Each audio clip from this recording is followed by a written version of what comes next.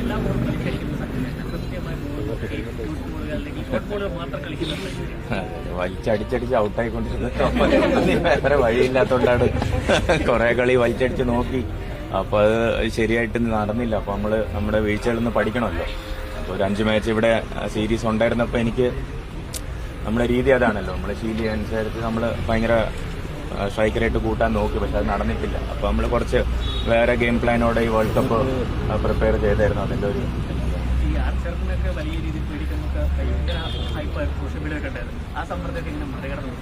ഇപ്പൊ നിങ്ങൾ ഉണ്ടാക്കുന്നില്ലേ, ഞാൻ അതൊന്നും ആലോചിക്കാനും നോക്കാനും പോയിട്ടില്ല.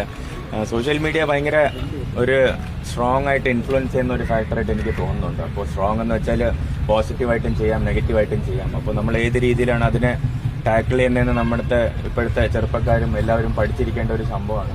എനിക്ക് ഉറപ്പായിട്ട് ഇഷ്ടമുള്ള ഒരു കാര്യം, ഞാൻ നേരത്തെ പറഞ്ഞ പോലെ സോഷ്യൽ മീഡിയ കാണുന്നുകൊണ്ടാണ് എനിക്ക് മനസ്സിലായത് എത്രയാണ് നാട്ടുകാർ എന്നെ സ്നേഹിക്കുന്നത്. പക്ഷെ അതേപോലെ അതിന്റെ ഓപ്പോസിറ്റ് ഉണ്ടാവുമ്പോൾ അതൊക്കെ സഹിക്കാനുള്ളൊരു മനസ്സുണ്ടെങ്കിൽ മാത്രം സോഷ്യൽ മീഡിയ ഓപ്പൺ ആക്കി വെക്കുക. അപ്പോൾ അത് അങ്ങനത്തെ ഒരു ഉപദേശമാണ് എനിക്ക് കിട്ടിയിട്ടുള്ളത്. ഞാനത് കറക്റ്റായിട്ടൊന്ന് കഴിഞ്ഞ 1 മാസമായിട്ട് ഫോൺ ഓഫാണ്.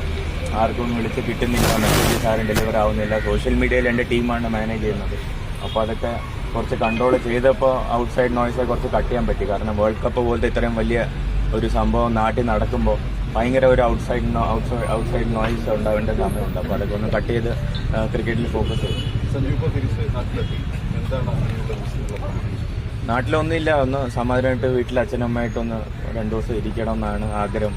ഇന്റർവ്യൂ കഴിഞ്ഞ് എല്ലാവരും ഒന്ന് റിലാക്സ് ചെയ്തിരുന്നെങ്കിൽ ഒന്ന് വീട്ടിൽ 2 ദിവസം സമയം കുറച്ച് മിണ്ടാതിരിക്കുകയായിരുന്നു.